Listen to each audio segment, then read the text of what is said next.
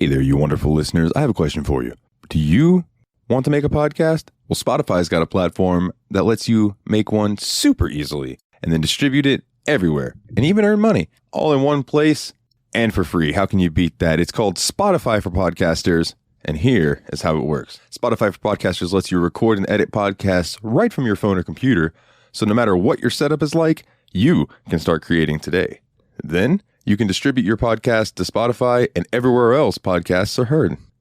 Video podcasts are also available on Spotify. And when you want to take conversations with your fans to the next level, there are Q&A and poll options available, and those are the best way to get them talking. With Spotify for Podcasters, you can earn money in a variety of ways, including ads and podcast subscriptions. And best of all, it's totally free with no catch. Ever since I've discovered Spotify for Podcasters, it has made doing my shows like the Steam Machine Podcast, Yabs Pod, and the JRPG Report much, much easier to do. Like being able to just go on there, record them, upload it, boom, it's done.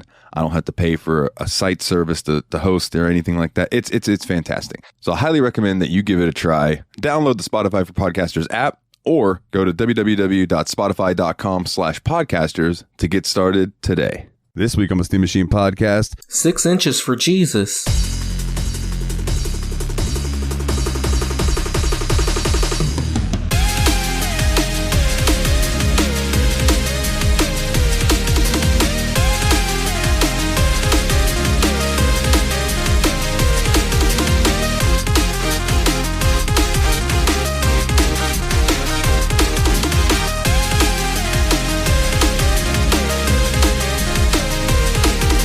That isn't even on brand. That has nothing to do with this episode.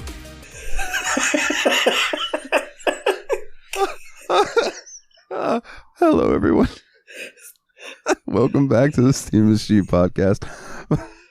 My name is Dalton, and joining me as always are my good buddies. It's the Destructo Bros, Nate and Willie. How's it hanging? How do we have two terrible intros this episode? It's going to be a good week, folks. It's going to be a good week. Oh, my goodness. Oh, boys, how are you doing? How you been the past 2 weeks? What you been up to? I don't know anymore. Hold on. I have to clarify. Did you say 6 inches for Jesus? Yup.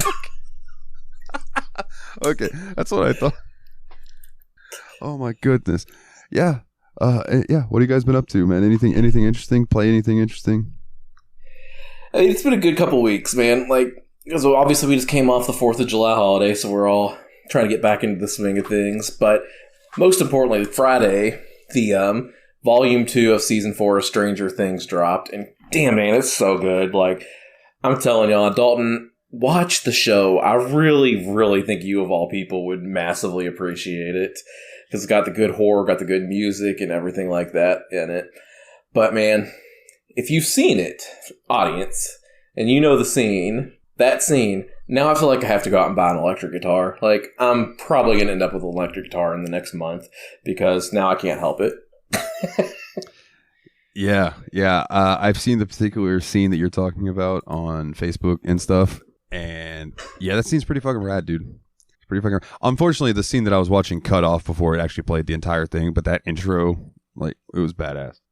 Fun fact about it, like, okay, I guess I can kind of talk about, like, there was a interview that the actor did on it, and he said, like, I'm a pretty decent guitar player, like, I could play the first, the intro to it, but when it got to the solo, like, I'm no virtuoso, I can't play the solo to this song, so they actually had somebody flying to do it, and in the credits, if you look, it's Robert Trujillo's son they flew in to play the solo, his 17-year-old son, which I thought was really cool. That is badass. And for those that don't know, Robert Trujillo is the bass player for Metallica. And I love watching that guy play on stage. Like, I don't know how he doesn't have back problems, how he's always like hunched over and like doing his thing. I'm just glad they got a good bassist in Metallica. Compared to the rest of the band, he feels like he brings a really youthful type of energy to it, Yeah, for sure. I think he's the only one with long hair still, right? No, Kirk Hammett still has long hair. Kirk does, yeah. Not Lars. No one likes Lars. Lars doesn't have any hair. His hair is like going away. Dude, it's so funny though, because like I was talking to my wife about the other day, and she was like, the reason I never really gave metal, and specifically Metallica, a chance is because back in the day, like, we all hated him because of what they did in Napster. And I was like, oh, honey, we all hate Lars Ulrich. It's fine. Yeah. If anything, I think Metallica fans hate Lars Ulrich more than the average person. Like, I've seen a meme once where it was like, someone's like, you know the girls with the time machine, boys with the time machine one? Yeah. There was one where the boy with the time machine was like, in 1985 or whatever, and he was like, psst, Lars, Cliff, switch seats, it'll be great. Oh, no. Yeah, what a trade-off that would have been. Like, who would have taken over for drums? That's a good question, though, because who the fuck knows? I mean, I don't think they would have had to interview very, very hard, because it's not like Lars's fantastic drum playing was what brought Metallica together. I don't think he learned how to do double bass anything for like their first like 6 albums. That's true. It was a lot of... He did a lot of punk rhythms, honestly. Yeah. I mean, thrash metal's very, very close to punk rock. Yeah, for sure. I'm not saying it's necessarily a problem. I'm just saying he's replaceable. Yeah, yeah. Did you guys ever hear the rumor that Les Claypool auditioned after Cliff Burton had died, and Metallica basically said, bro, you are too good for us? Huh. No, wow. I don't know if that's true or not. You know, it could just be metal rumor, hearsay, lore. But yeah, Les Claypool, that motherfucker. I watched him play Master of Puppets on bass one time, like during a live thing, and it was just like he was doing all the guitar riffs on his bass, and it was just so cool. Nice. Yeah, sweet. Primus sucks. Do you know that Les Claypool played the Seinfeld scene? There's no way that's true. I don't think that is true, because I think I'm just gonna leave it there though, because it's a one that people say. I will say even if you don't like Primus, because I know even people that love Primus will probably tell you Primus sucks. I do like the cover of Black Sabbath's Nib they did with Ozzy singing it, because it just has all that extra bass in there, and it just sounds so juicy. Oh no! They had a marketing campaign one time that was Primus sucks. Oh, okay, yeah. I was gonna say, I swear I've heard Primus fans say Primus sucks. I'm just not into Primus enough to know what that means. I mean, I just really like Winona's Big Brown Beaver. Sorry, that was just a funny sentence to say. But that's the name of the song, and that song is fantastic. And also, everybody loves Jerry Was a Race Car Driver. I was going to say, Jerry Was a Race Car Driver was in one of them skating games, so I definitely know that one. One of them, their skating games them kids play. Tony Hawk's. One of them Tony Hawkses. Is that one of them Tony Hawks? No, Dad, it's skate. What's different about that and Tony Hawk's? This is more in depth. So it's just like a harder Tony Hawk's? Yes. They call me Harder Tony. Hard Tony, the name. Skating the game. Yo, I'm Hard Tony. I'm here to grind your fucking rails. This is a good, terrible episode. I love this one so far. You think you're fucking cool? Do a fucking kickflip. Oh my goodness. Oh man. It just reminds me of those videos of Tony Hawk yelling out his window, "Do a kickflip!" That was very cute. Yeah. I always liked that though, because like the kids would at least attempt it. He'd be like, "Oh, you attempted it. Here's a board." And I wondered how many of those kids knew who he was. Like, you could always tell when someone looked at him and they were like, "Oh shit, that's Tony Hawk," and then other people were just looking at him like, "Oh shit, free stuff."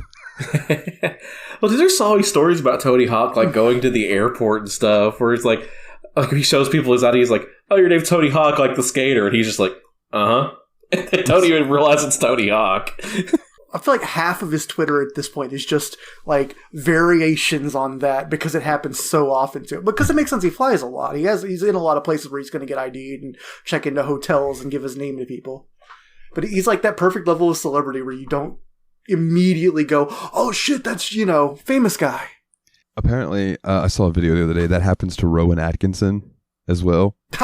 He said he was like on the bus or the train or whatever, and someone came over and they were looking at him, and he said he can always tell because they give you this inquisitive look, and then they come up. He said this man comes up to me and he's like, "Has anyone ever told you that you are the spitting image of that Mr. Bean?" He's like, "Well, I am the actor that plays Mr. Bean." And the guy said, the guy went, "Oh, bet you wish you were."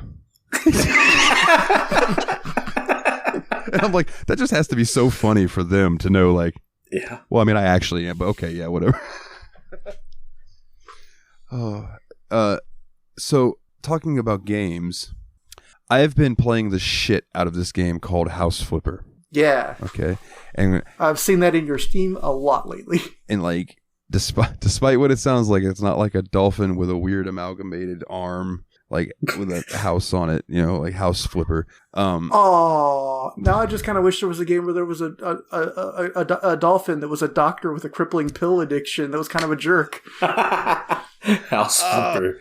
Oh my God. That was part 2 to my joke. I'm glad you did that. That's so fucking good. See, this is why we do a show together, gentlemen, because we're always on that wavelength. So it's basically what I used to do for a living, like going in and fixing up places, except I don't have to fucking die from these places not having AC or anything. But also there is no money in it. So like when I do these jobs and I'm like, man, that's $11,000. Fuck, that'd be nice. It's like, I remember how much I used to get paid for doing that, and I'm like, was I getting gypped? The fuck is this? I used to get like $100 a day, if that. Like I started at $75 a day, and let me tell you, that's great on those days that you work 4 or 5, 6 hours and get to go home. Those days that are like 15 hours. Yeah, that's horrible. Oh boy, me and Wes would just be steaming mad driving home in the dark after we left the morning in the dark, and we'd just be, man, calculate what we made today. I don't want to, just do it. I made $2.15 an hour. You made, you know, it's like, oh God.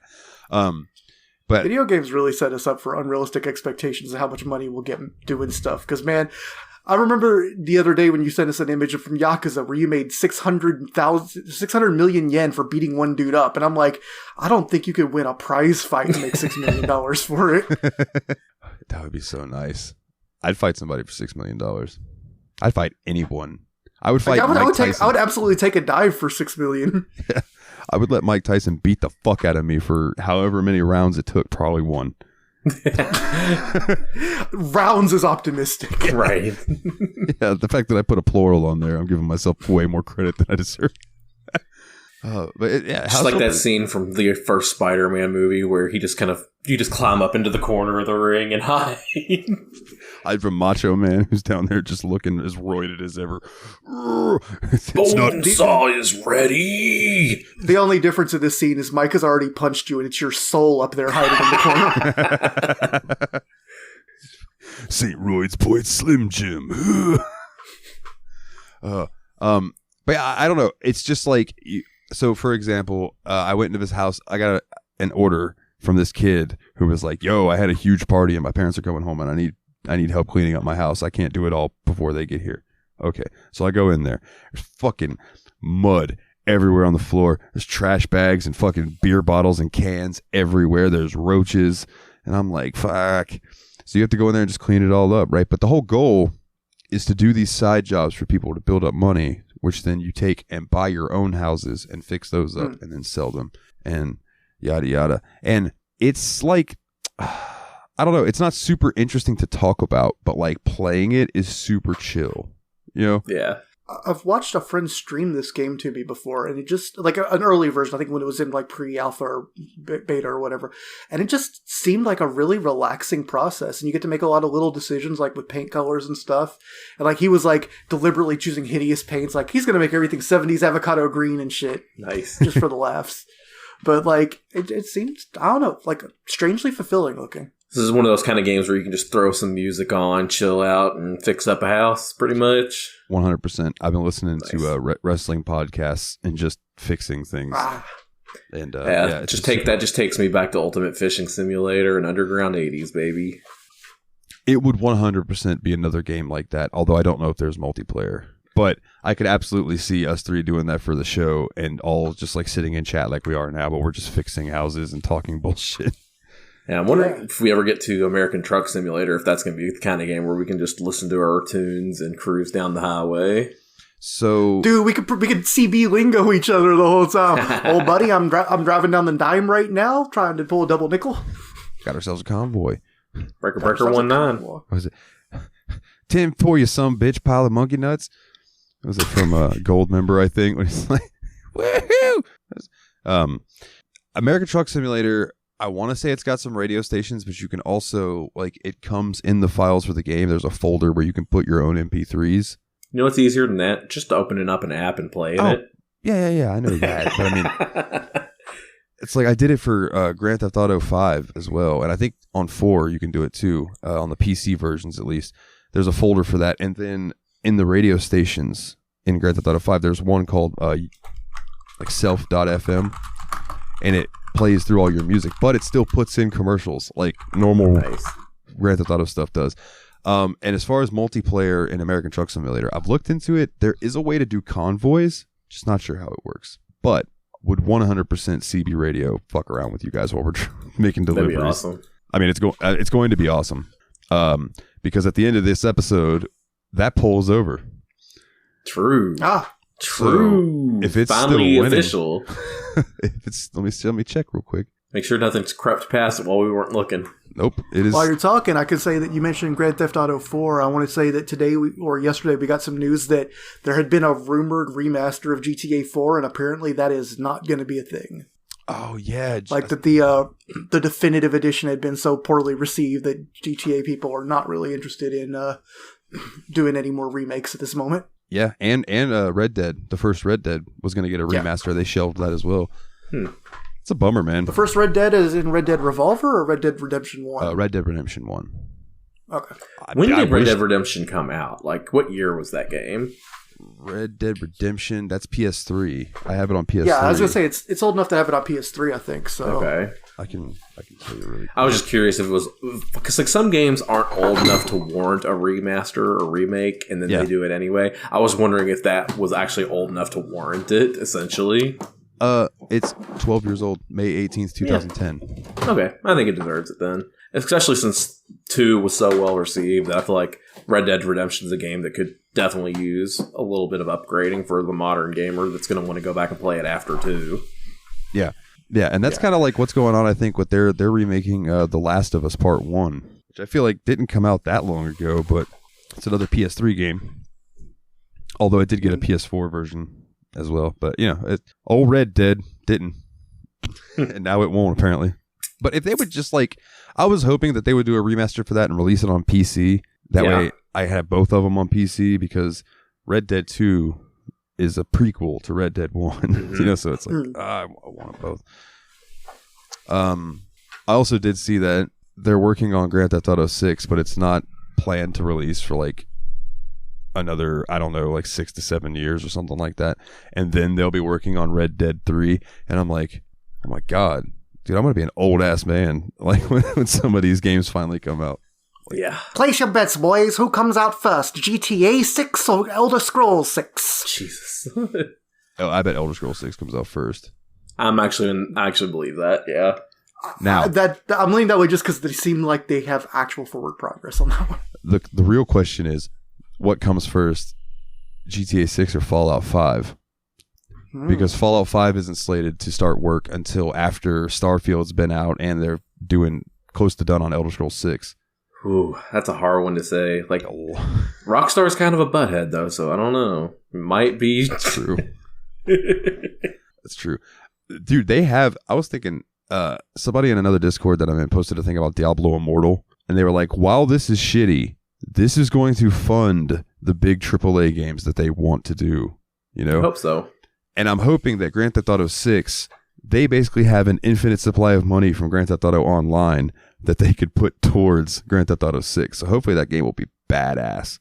Gotta hope. And eventually I would love a Grand Theft Auto in England or Canada, something like Vancouver or something. You know what I mean? Give us somewhere other than American cities. But England would be interesting because literally the third Grand Theft Auto game was Grand Theft Auto London 1969. Mm-hmm. It was the last one that came out before the 3D games. So...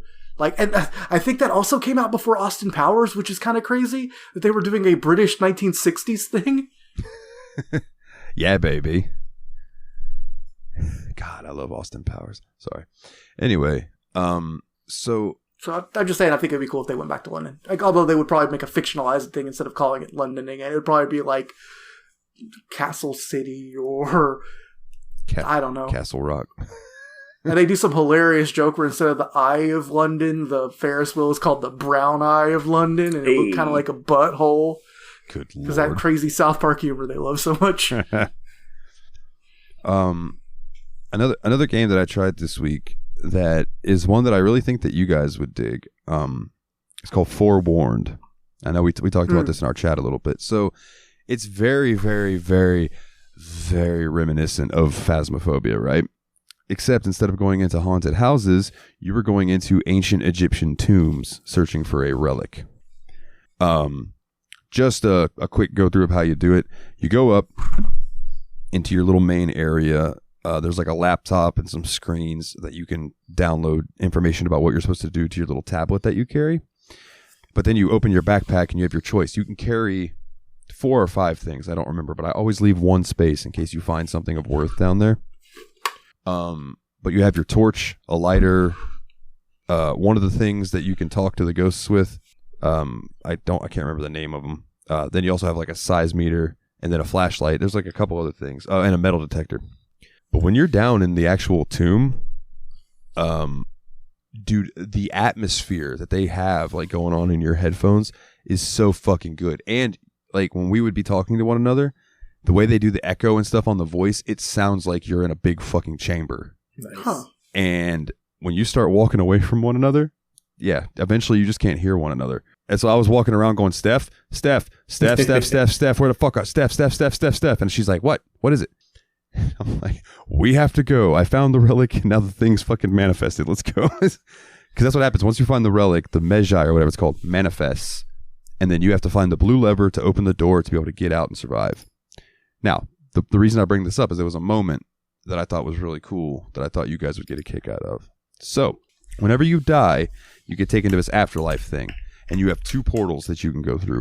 One is to be a good mummy, and you can go in and you can help your friends finish the level. Or you can be a bad mummy, and you can go in and kill your friends. It just depends on what you want to do, right? Can you be a fruity yummy mummy? I don't know. I didn't see a fruity yummy mummy choice. But if you could be a fruity yummy mummy with a big old cummy tummy, that'd be sweet. You fruit brute, how dare you? Boo, Barry. I can't believe we've made all the monster cereal jokes except Frankenberry and Count Chocula. Great work, team. Count Chocula. There it is. Crankenberry. Wankenberry. What'd you say? I said crank. I said crankin. You said crank? That's also very good, yeah. We could be Spankenberry. Ooh. Yeah. All right. Well, good teamwork. Good teamwork. Jesus Christ. So one of the Magi, because it's just like Phasmophobia where things happen and you have your information where you're trying to decide which of these is the ghost, right?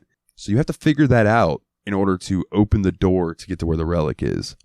And it'll be like you'll hear them or you'll see wisps and stuff, or they'll just straight blow your torch out or blow any of the torches that you've been using out. They'll reanimate mummies and mummies will start coming after you. Different things like that. So I'm expecting all this stuff. So I'm looking for Steph, and she comes running up to me. And she's just standing there with her torch, and she's not talking to me. And I'm like, what are you doing? And this fucking mummy comes running up to me. And it's like a distorted evil voice, but then I can also hear Steph's normal voice on top of it. So like the weird vocal effect they do is really cool. But she's just like, that's not me. That's not me. That's not me. That's not me. That's not me. So I was like, oh, so this thing shapeshifted into her. So I started walking around and it was just following me. And then of course Steph goes, hold on. You want to see? Wait, stop. You want to see something cool? And I'm like, yeah, sure. And her little zombies, like her mummy's standing there and she just starts doing the Macarena. Right? And as she's doing that, her character, which is possessed by this thing, turns into the monster and fucking grabs me and kills me. And I was like, oh, son of a bitch. So I'm just saying, there's a lot of weird little cool mechanics in it. That sounds like fun for real. I cool. like the sound of that. Yeah, I'm impressed by it. You said the voice chat and the sound effects are really good, and that seems like that really helps with the kind of atmosphere of that kind of game. Mm-hmm. And it creeped me out, unlike Phasmo has in a long time. I think it's because I'm so used to playing Phasmophobia with you guys that like something really ridiculous has to happen to make me jump. This was like I'm walking around in this tomb. It is like fucking dark in there, and I'm holding the torch and my little flashlight. And I remember I dropped my torch and I was like, oh, fuck. So I'm relying on my headlamp which makes me see like 2 steps in front of me. So I'm just like walking around, and all I can hear is this atmospheric. You can hear the thing like in like a room next to you and stuff, and you're just like, oh my god, what the fuck? It's really, it does the terror really good. That sounds fun. Yeah. Well, you'll know what the next big holiday after 4th of July is. Labor Day. Which I learned on Facebook. But yes, Halloween.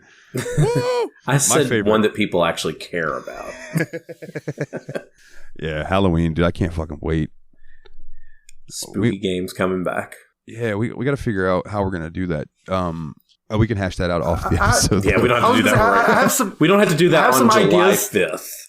I have some ideas, and I didn't want to say them on the air in case they didn't all go through. Yeah, let's not. Some ideas. Yeah. We'll get with that afterwards. 'Cause I have some ideas too. So excellent. Love to hear it. I have one other game that I've been fucking around, but I've been talking a lot. So you guys been playing anything interesting? Well, I've been reading a little bit. So I finished 2 books over since the last time we recorded. I finished because I know I mentioned that I started reading If It Bleeds by Stephen King, and that was a pretty good collection of novellas. There was 4 books in there, and I think like 2 of them were kind of horror-y. The other ones were kind of like alternative reality kind of stuff. It was kind of interesting. I liked it. And then Dalton, you also recommended Books of Blood by Clive Barker to me. So I read Books of Blood Volume 1. And when it was good, I really liked it. There was a couple stories that didn't quite hit with me because it was like also a collection of shorter stories as well. So like the really big good ones really hit me. Like Midnight Meat Train was intense and good. But there were a couple other ones in there that I was kind of iffy on. But all in all, I liked it a lot. And I definitely want to read more of the Books of Blood. Was is it the first volume of the Books of Blood that has the Hellraiser story? No. No, I believe that is I was actually just looking this up. Because it was no, I got the wrong thing. Sorry. Because it was so weird to me. Because like that first story in it was Midnight Meat Train. That one was so brutal and twisted and kind of disturbing. And then a couple of the other ones just were kind of almost comical. You know what I mean? So it was kind of interesting how that played out. I haven't read it in so long. I need to reread it. But I remember the Midnight Meat Train just being like, oh shit. Yeah, you know, just like, oh fuck, this like is that one. I would classify that as brutal. You know? Yeah, absolutely. It looks like the story that I'm thinking of by Clive Barker is The Hellbound Heart. Yeah, and that is what was turned into Hellraiser. Okay. But yeah, basically what you're saying is what I've heard from anybody who's a Clive Barker fan is that when it hits really good, and then some of his shit is just not that great. Yeah, that makes sense. Yeah, I think that is the trend for like short story and novella and anthology collections in general too, especially in the horror genre. But like even in the sci-fi ones, you'll get a book with like 8 good stories and 3 absolute stinkers or something. Yeah, because I felt that way about The Illustrated Man by Ray Bradbury as well. I was very specifically thinking of Bradbury because he has a lot of little collections of short stories. Yeah, the Martian Chronicles too. Martian Chronicles. I feel like even in the horror genre, like The King in Yellow, I thought like started off with some really good horror stories and absolutely fell apart with the last like 4 stories. Sorry, you said The Illustrated Man, and I was like, oh fuck, I have that, and I'm looking on my shelf, and I'm like, I don't see it up there. Fuck, where is it? Yeah, that was a pretty good collection. I like that one, but like. Yeah, like that's the thing about short story. I think it's risky when authors release this collection like that because they can tend to be so hit or miss, especially when their writing is so varied. Like Stephen King is one that I think has that happen to him too, because like when he releases his shorter stuff, like some of it's pretty horror and some of it's not, because he doesn't just write horror. You know, like this is the man that wrote Shawshank Redemption. You know what I mean? Yeah, and I remember what was the. I think he did The Green Mile too, and that's not really that much horror. That's not horror at all, and yeah, he wrote that.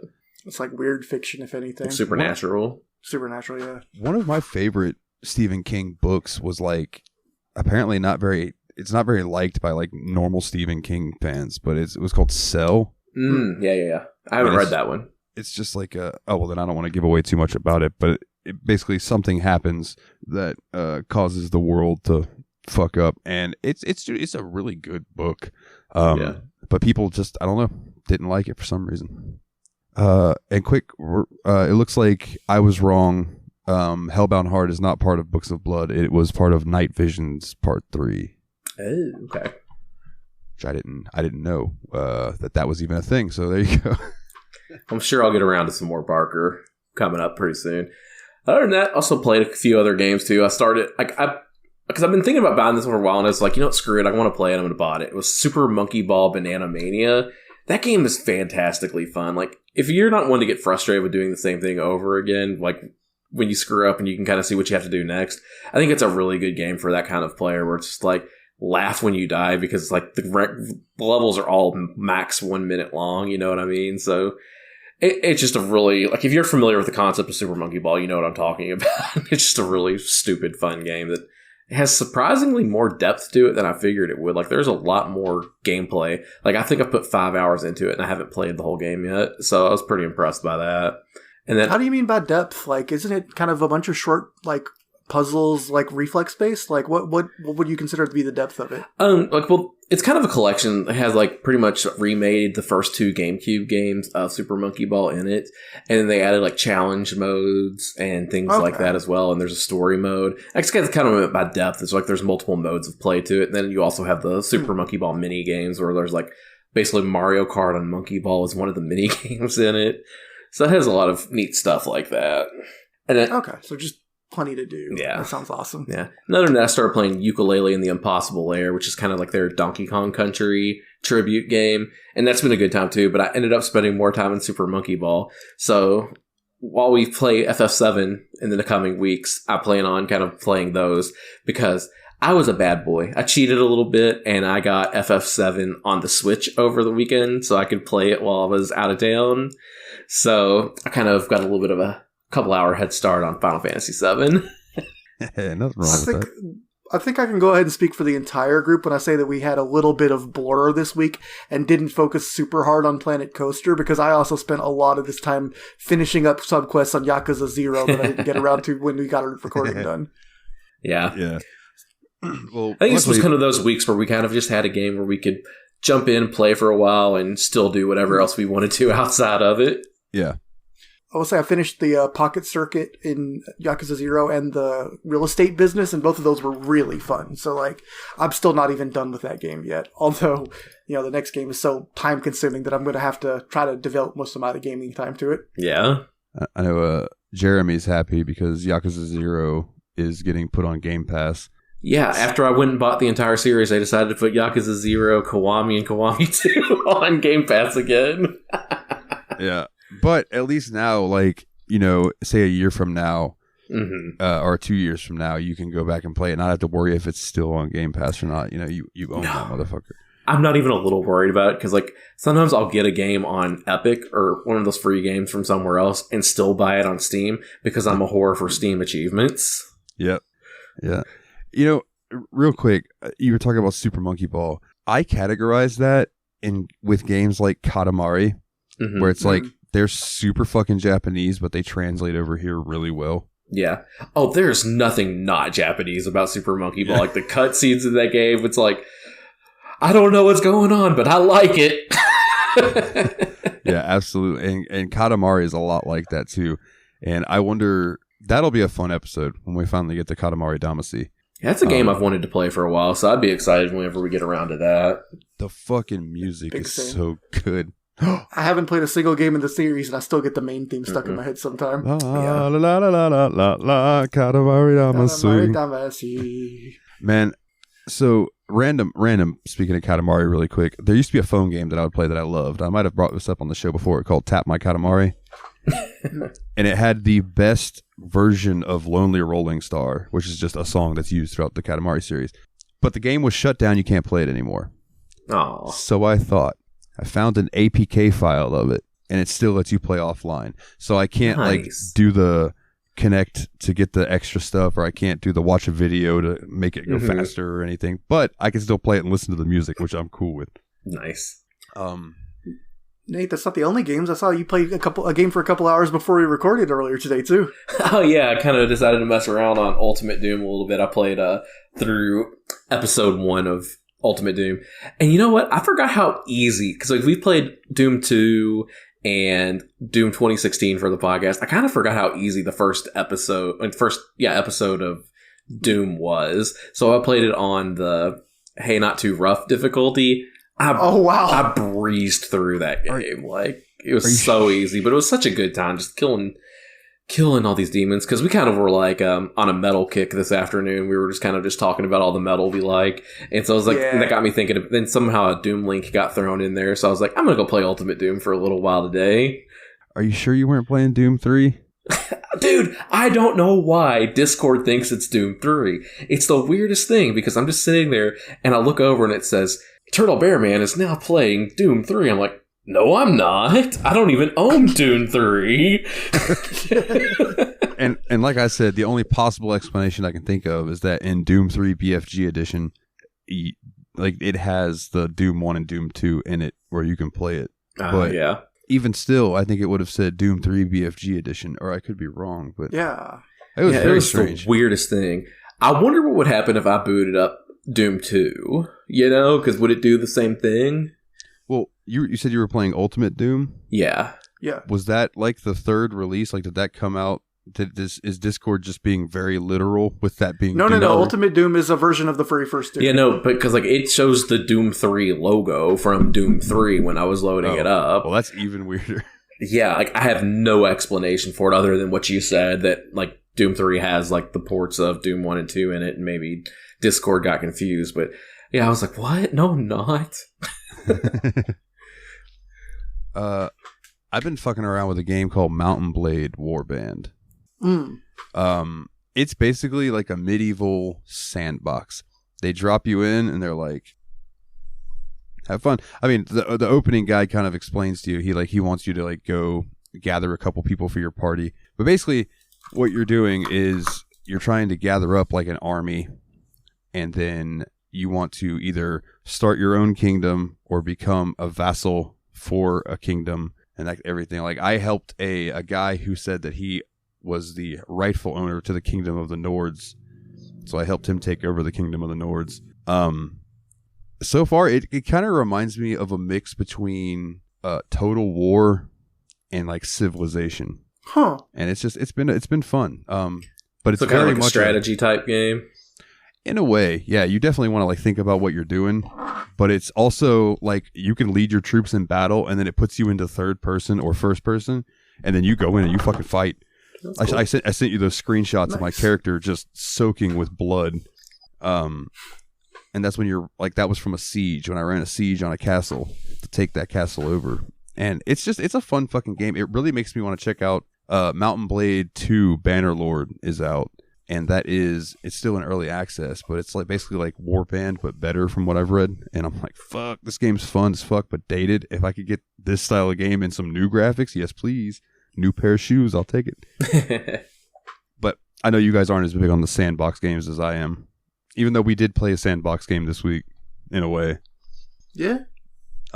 Which, speaking of that, since I already have Wikipedia pulled up and it's not the right Wikipedia, give me 1 second. Dalton, what are you doing? Get the O-dubs up, my dude. I know dubs. I need to record like a little ditty or something to be like the little O-dubs song or something like O-W-B-S, it's time for O-dubs or something like that. Something dumb. Perfect. Print and press it. Let's go. Yeah, there you go. All right. It's time for the O-dubs, the obligatory Wikipedia bullshit. Planet Coaster is a construction and management simulation video game developed and published by Frontier Developments for Microsoft Windows. If Frontier sounds familiar to anybody else, they also do the Jurassic World Evolution games and stuff. That makes sense. Okay. So they're very much in the management simulation genre. This game was released worldwide on Sorry, this is done the British way. The 17th of November, 2016. Frontier has previously worked in the amusement park construction management genre with Roller Coaster Tycoon 3. Oh, okay. Well, there you go. They made Roller Coaster Tycoon 3, which is Planet Coaster is a spiritual successor of the Roller Coaster Tycoon series, which we'll touch on later. Okay. They also did Thrillville, Off the Rails, and Zoo Tycoon. And I do want to say that Jurassic World Evolution came out after Planet Coaster. And I believe they also do Planet Zoo. That would be weird if they didn't do Planet Zoo, but they were. Yeah, I definitely associated those in my head. Yeah. Yeah, same. Like anything with Planet before the name, I kind of think of it's this group. Yeah. PlayStation 5 version was released in North America and Australia on November 2020, and Europe on the 19th of November in 2020. There was a Mac version developed by Aspyr was released in November 2020 as well for both Steam and the Mac App Store. There are 4 different modes in the game, namely Sandbox, Challenge, Career, and Scenario Editor. In Career Mode, you players assume the role of a theme park manager, must complete tasks as constructing unfinished roller coasters or hiring janitors. Sandbox Mode is exactly what it sounds like. You can go in there with unlimited money and do what you want, and that was where my expertise of this episode is going to come in.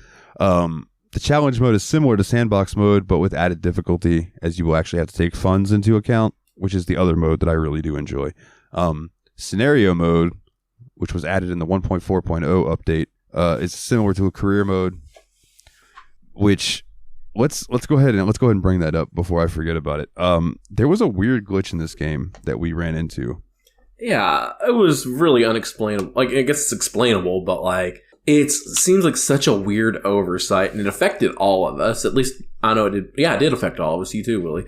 So What would happen is like, there's achievements linked to Steam and everything. Like, if you're doing a career mode, you can get a bronze star in it, you can get a silver star in it, and a gold star in it. And the Steam achievements are get a bronze star in career mode, get a silver star in career mode, get a gold star in career mode.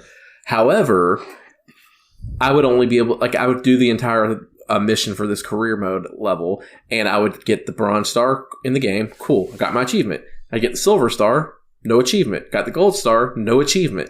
And we were like racking our brains trying to figure this out, and then we looked up and saw a discussion on Steam. It was like, oh yeah, like if you, in order to get those achievements to pop, you have to either get the silver before the bronze or the gold before the bronze or silver to be able to get that achievement to go. And we were like, what? That doesn't make any sense. Why would it be programmed this way? And Dalton actually tested it, and by God, he was able to get the achievements to pop for him when he did the gold before the silver or bronze. It's like, It just seems like a really weird oversight to me. Very fucking weird, man. And the article that we had looked up, or the discussion, had mentioned a way to do it, which was with Chief Beef, one of Chief Beef's levels. And I went on there because the bronze requires you to make a track, like a go-kart track thing, like 700 kilometers long. No, not. That's not a long go-kart track, my dude. 700 meters. 700 meters, sorry. Like a decent size, right? But the gold star was like, build X number of roller coasters, get X number of people in the park. So I just focused on that and never built that ride for the bronze star, and then I got the gold star achievement, and I was like, it's fucking weird. That's what you have to. It's so strange. It's even weirder to me that it hasn't been patched and fixed yet. When this game, as you said, came out in 2017. Yeah, that's weird. Yeah. No, 2016. Even weirder. Yeah. I guess they've kind of just moved on. Yeah. Oh my God, that scared the shit out of me. A notification that was so loud in my ears. Oh, sorry. Anyways, yeah. So I want to kind of like, you guys told me before we started recording, this was kind of both of your first experience in the roller coaster sim type games, correct? Okay. Yep. So my history with these, back in the day, I had a computer, and I had like a couple games for it, and 2 of the games were the first Roller Coaster Tycoon and a game called Ultimate Ride, right? And I wanted to bring up Ultimate Ride specifically because we'll touch on Roller Coaster Tycoon more later. But Ultimate Ride was a Disney Interactive game, right? And you could choose the type of roller coaster you wanted to build, be it a wooden coaster, a steel coaster, a hanging coaster. And then you had where you could build it in a normal looking park. You could build it on an asteroid. You could build it in like an underground lava volcano area looking thing. And then you could build it in like this grid room. But the whole game was just, you built roller coasters however you wanted, and then you could ride them in first person.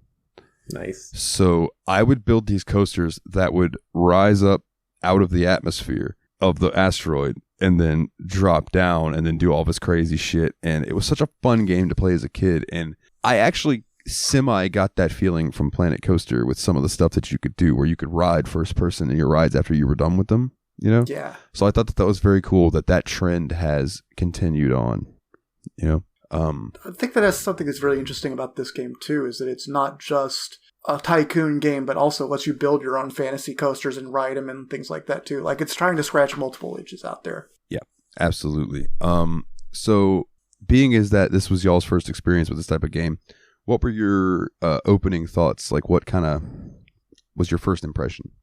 Yeah, it was a little bit of something similar to my experience with Kerbal Space Program, where it was slightly overwhelming when I first opened it up and started working in it. But I found a couple good YouTube tutorial videos that I felt like did a really good job of introducing the game mechanics and stuff. Like, honestly, I want to give this YouTuber a shout out. I should have pulled this up before I started talking, because this guy, I feel like, did a super good job of teaching me how to play the game. Like, because everything I learned from watching this guy. His name's Geekism on YouTube, and like his stuff is just super professional, easy to follow, and he made learning how to play this game a much easier experience for me. So shout outs to Geekism on YouTube. Yeah, Geekism is great. Yeah, and once I started learning how to do things and everything started falling into place and making more sense, this game became a hell of a lot of fun to play in. Yeah, and I would like to thank Nate, because when he first started talking about the game, he made it sound so crazy. I was kind of intimidated to even jump in for a moment. Dalton, you look a little bit like you're about to wear that Arnold is numero uno shirt. You look super zen. So Nate, like, I eventually was like, hey Nate, I'm trying to figure out how this game works. I'm a little intimidated. Do you mind if I like stream it to you and you can show me what you learned from the first park and I could kind of get it going?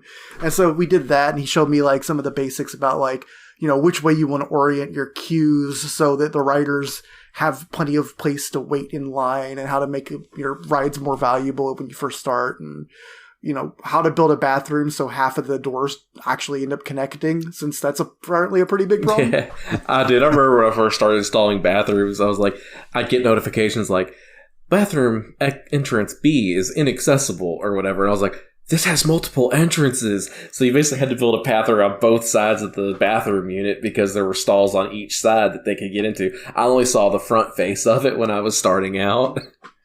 Oh, man. Yeah. That same shit happened to me, too, where it's like, oh, I have to worry about what's behind this as well. Okay. So let's start rotating around. I'll tell you, when you start getting into the Steam Workshop stuff where you download where people have made like, for example, one of them was like the Princess Castle from Disney.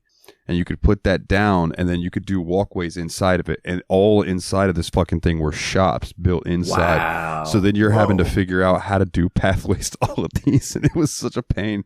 Yeah, that is one but awesome level of complexity I did not get into in this game, was like building buildings with things inside of it. Like, I would use like the prefab stuff, because like you could build some really intense and cool stuff, especially if you go to the Steam Workshop and look at some of the stuff people have built. But like, that was a level of complexity I was not ready for in these 2 weeks. Yeah, it's like, all right, I'm going to spend the next 4 hours making this fucking food stall look awesome. Right. Because you could absolutely I want to jump right out and say that I think this is one of those games that if you spend 200 hours on, you'll still be learning how to do cool new things and getting new ideas and constantly refining your game. So I'm going to say that for all three of us, this is probably going to be a fairly shallow exploration of the game compared to an absolute veteran of it. But I don't think we knew anyone that had 200 hours in Planet Coaster to talk about, you know, fine-tuning every tree so it looks exactly like the Magic Kingdom. Yeah, and when he means you could put 200 hours into perfecting one ride if you wanted to. Yeah, I think that's true. I was watching one of Geekism's videos. He's talking about, you know, we're only going to spend like 20 minutes on this coaster, but I've spent up to 20. I'm like, 21 hours perfecting one ride. I'm like, what? How? Dude, okay, so you have that fine of control. I can give you an example. So some of the rides that I downloaded from the Steam Workshop and would put into my park, you know what I mean? When you would ride them, they had, like, the coaster is there, and then there's all this stuff around it, like you would see in a theme park, scenery and stuff. Mm-hmm. That isn't part of the coaster, but it's part of the coaster, if you know what I mean. Yeah. So part of the build out, yeah. They spent time placing each one of those fucking pieces, and some of these were like, if this was in an actual theme park, I would be satisfied. You know, like to the point that like when you're doing the rides and stuff, especially if you have all the DLC and like the movie stuff, like there are triggers that you can do. So like when the ride goes to a certain point, it'll hit a trigger, so an explosion goes off. Or there's one in particular where you build a ride around a lake and you can put in a pirate ship that's being attacked by a kraken, and you hit this certain trigger and it'll make the kraken erupt out of the water and do its thing. And I'm like, dude, that is so cool that you can have that level of detail to make these rides exactly the way you want them. Yeah, it's super impressive. And then some of the early game mechanics, too, I thought were really cool, too. Like, one thing that I learned from watching those Geekism videos was that one of the important things to do is to make sure that your queue line is interesting to keep people wanting to go into the lines. So you could use, like, trees, shrubbery, and then you could, like, put animatronics by the line and things like that. But one thing that was really solidly useful to do was to build your ride next to something else that pre-existing in your park, like a food stand or something else that you already have some nice decorations built around, and that would automatically increase your prestige for this ride because it was already surrounded by all this cool other stuff you had in your park. Yeah 100%. And also, one thing, did you guys fuck with the priority pass stuff at all? No, I didn't play with that at all. No, it was used on one of the parks I took over for the career mode, but I never set one up myself.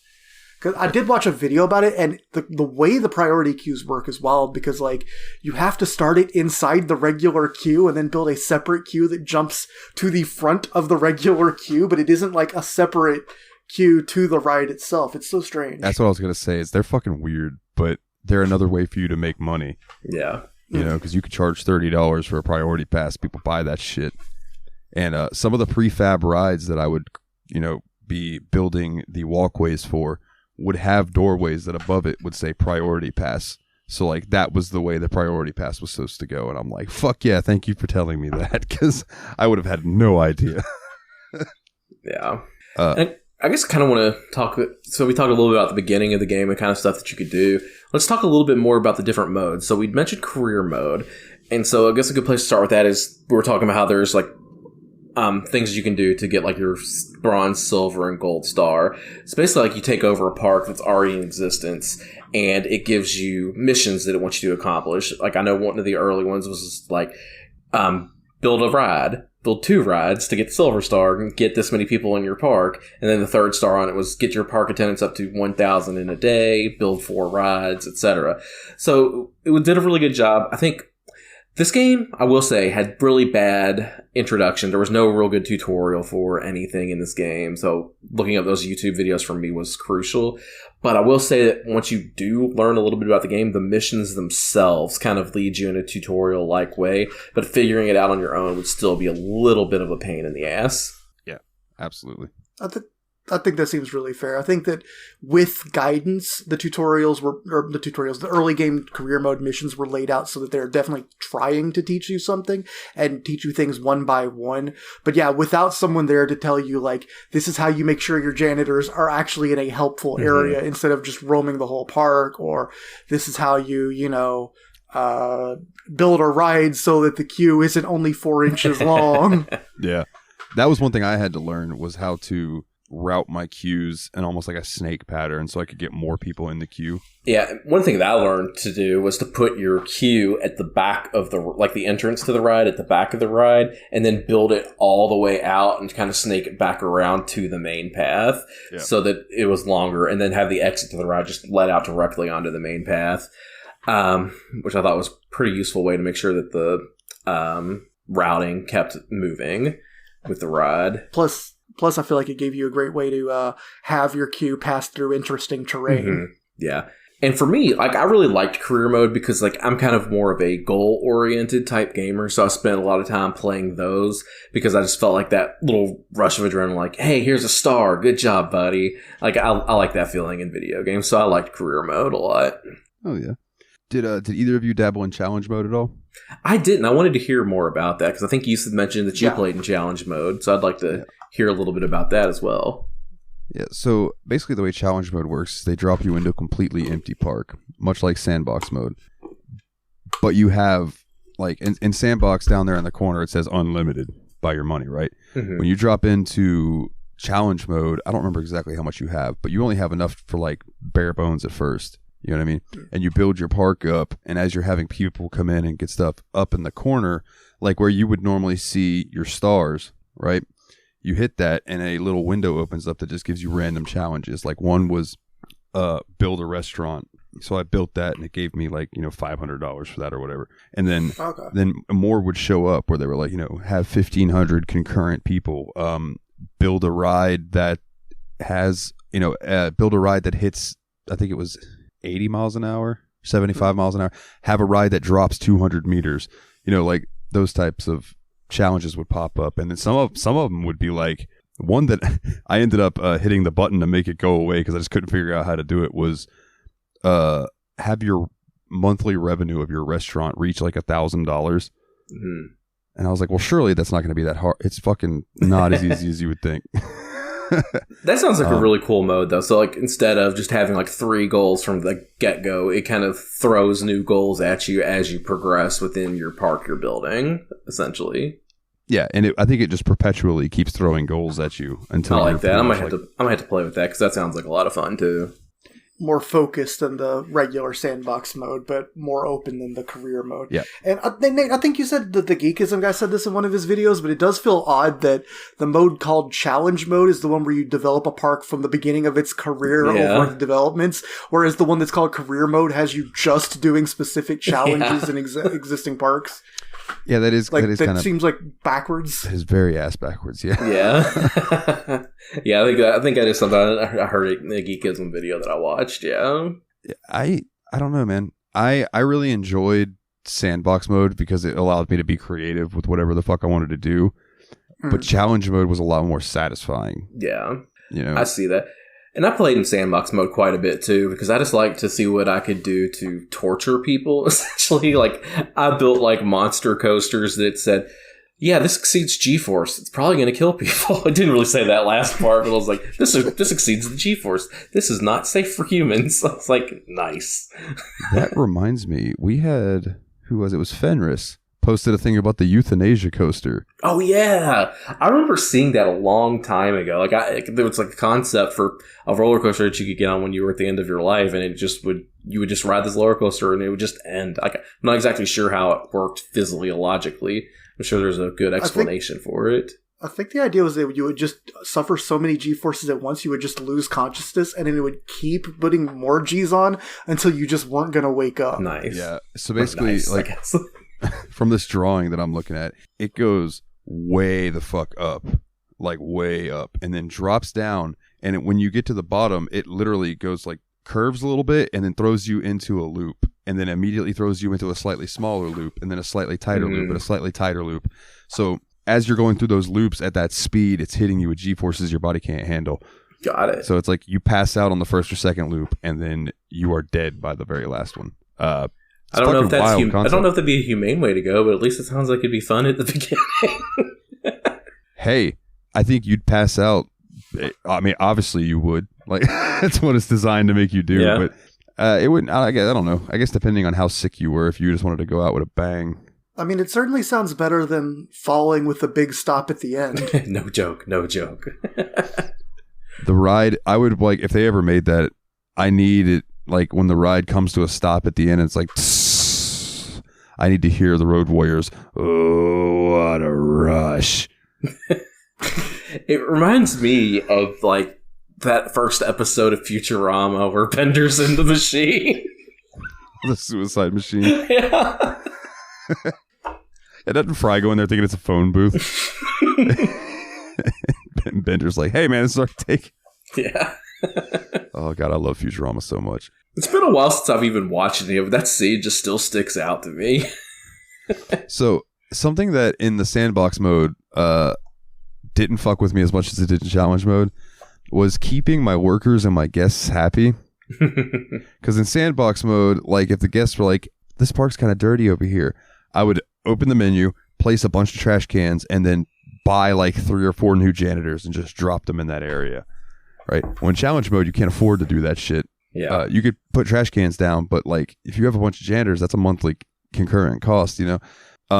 But dude, when I was playing in Sandbox, there was times where I wouldn't even make a path to my rides. I was just making these for me. These weren't for the public. Build it and just put it on test and then just ride it. Yeah.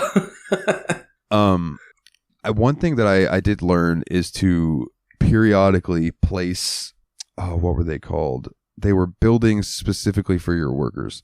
I can't think of the name of them right now, but it was basically like a rest area for your workers to go on their breaks and stuff. And you could designate them for different style of things. Like you could make them where the security people are more likely to go there because they're going to get a security benefit. Or you could make it like a rec room so their happiness will go up quicker. Or that's cool. You know, a training room type, you know, things like that. And that really helped with keeping them happy as far as your workers go. Now the guests are unfucking pleasable. I swear to God. It's like they say, oh, there's no bathroom here as they're coming off a ride, so I put a bathroom there. And then they're like, I'm thirsty. Oh, I'm hungry. Yeah, I'm thirsty. And I'm like, fuck. So I put in a food thing and a drink thing.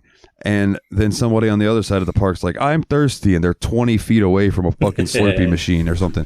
And which, by the way, did you guys see that there are vending machines and shit that you could put down too? Yeah. That's just a cool addition. Like, that's not something I would have thought to include in the game.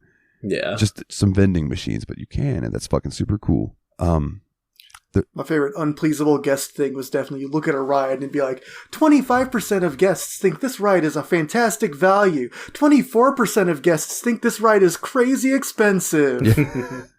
Oh, so that's something that I do in all of these games that I don't know if you guys did. I always make all of my rides free and then just charge a bunch of money to get in. I thought about doing that, but like the tutorials I was working on seemed to suggest that you could, that for at least for the mode we were in, the career mode, it was probably easier to just charge per ride and you could have the free admission or whatever. Yeah. Kind of the fair model. But if I were making my own park for myself, I would have done it that way. Yeah, for same. Sure. Like, I can't imagine going, like, I think there's been one theme park as an adult I've gone to that had a pay per ride model. Like, there's a single one I can think of. That's Beach Bend Park in Bowling Green, Kentucky. I don't know if I've ever been to one, honestly. It feels more like a county fair or state fair type thing, doesn't it? It absolutely does. Carnival in town.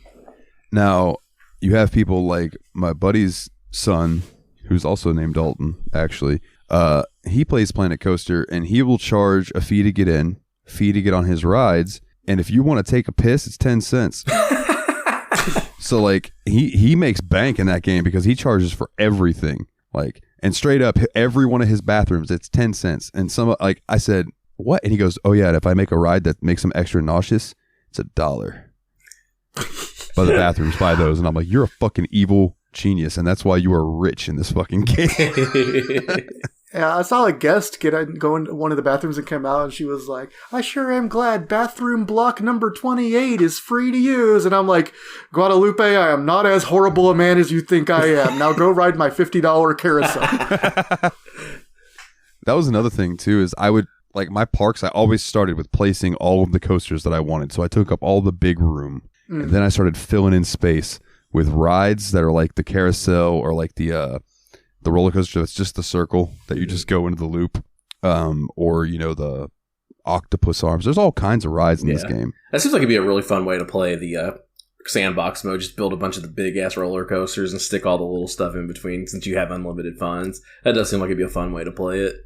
Yeah, because then you can kind of like, especially with the rides that I was doing from the workshop where like a lot of them were themed, it's like you could place the fantasy stuff over here and then you could build around that a fantasy village type thing. And then over here, if you had some sci-fi, then you could do a sci-fi area. Mm-hmm.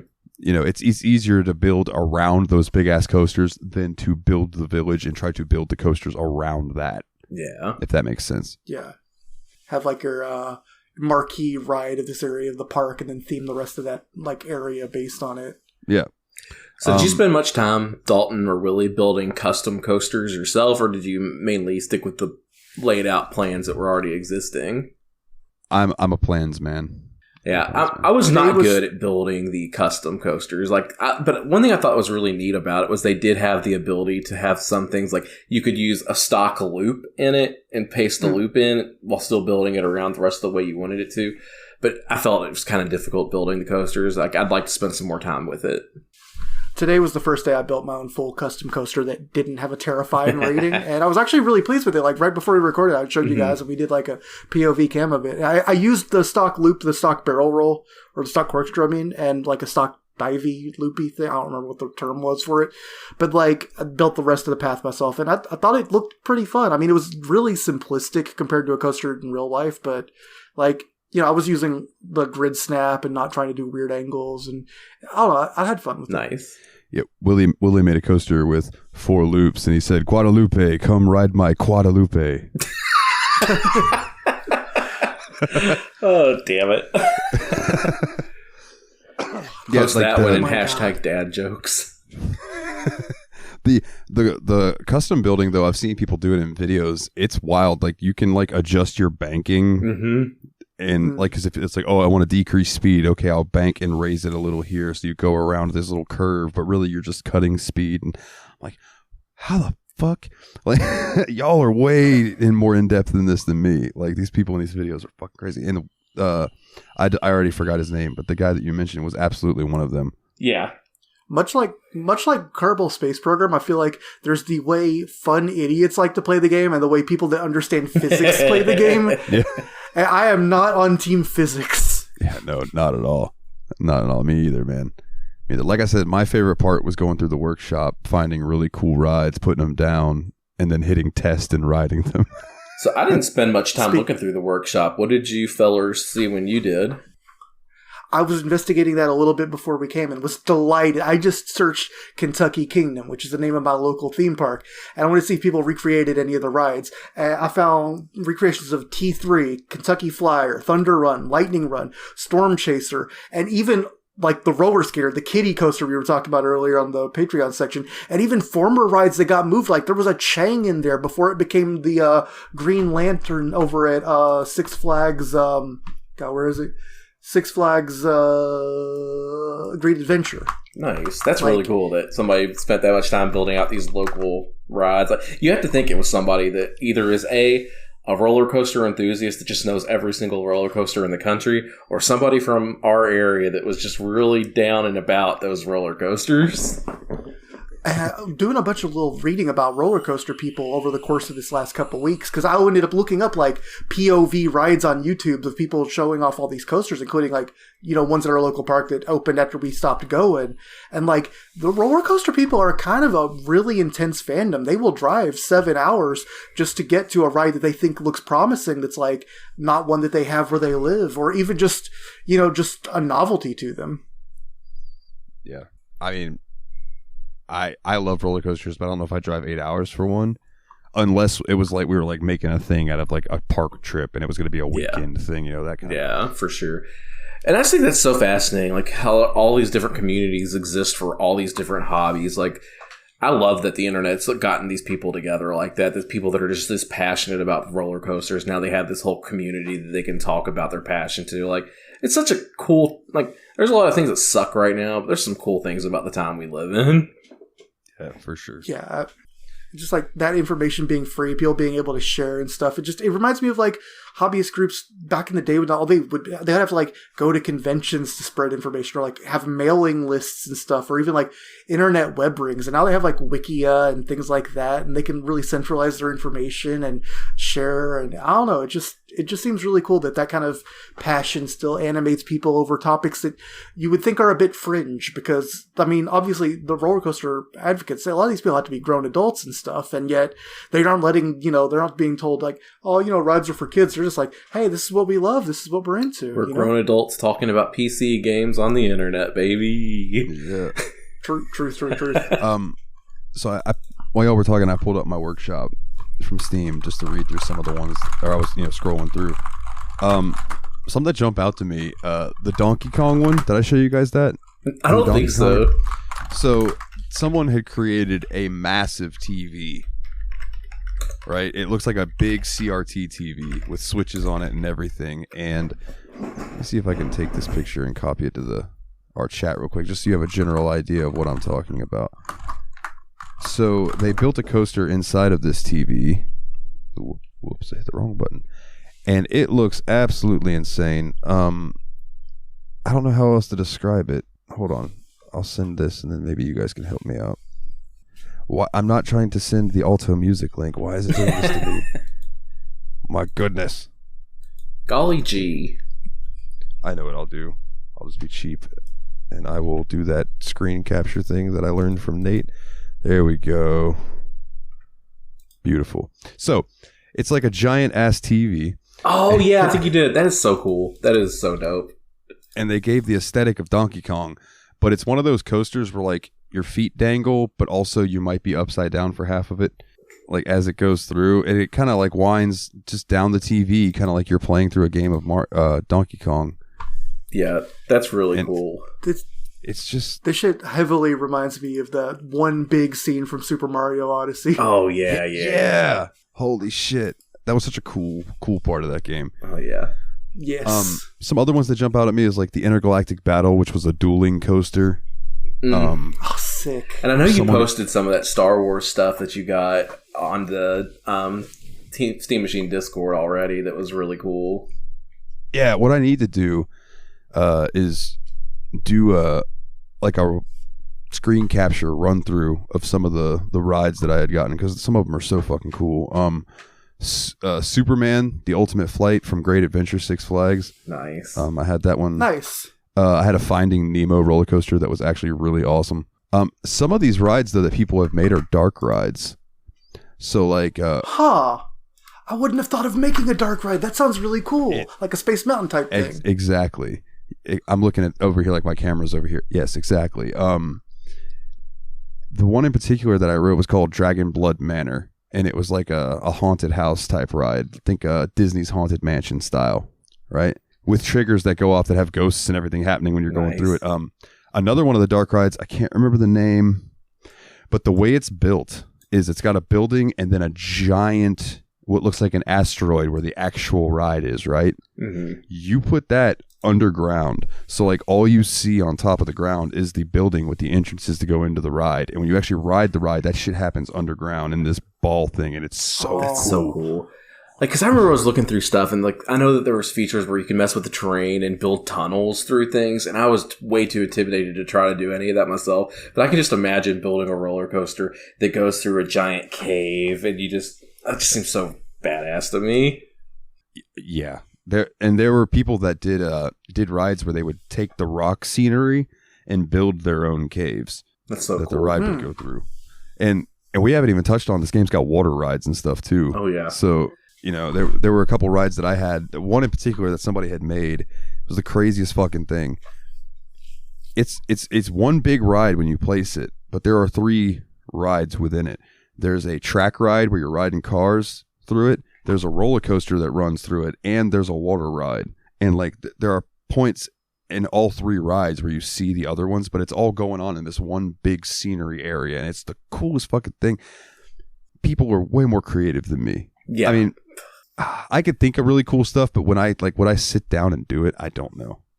Yeah, it's like I don't have the skill set to do it, but it's really incredible seeing these people that have put stuff like that together that do have that skill set. It's like, mwah, chef kiss. Absolutely. That makes me wonder if anyone's ever tried to build a dueling water/track ride and call it the Surf and Turf. Oh my God, that's fantastic. I love it. Here's a dueling coaster, the Mjolnir Lightning and Thunder. Oh, that's a tight name. I remember. Okay, so here's a little sad about dueling coasters.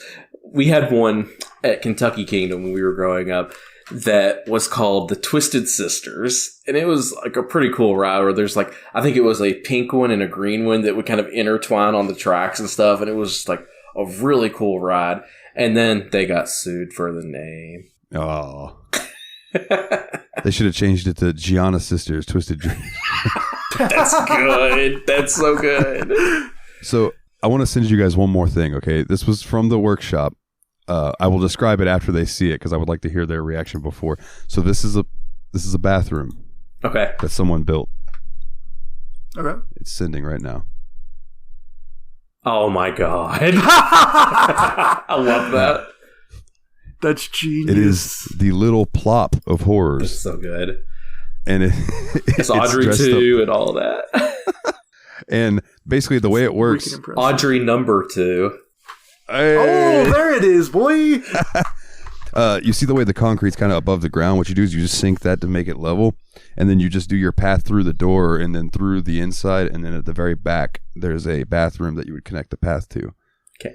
I have one thing to say about bathrooms. Can we talk about the disturbing ass stock bathroom that came in like the first story mode mission that just looked like a giant clown's face?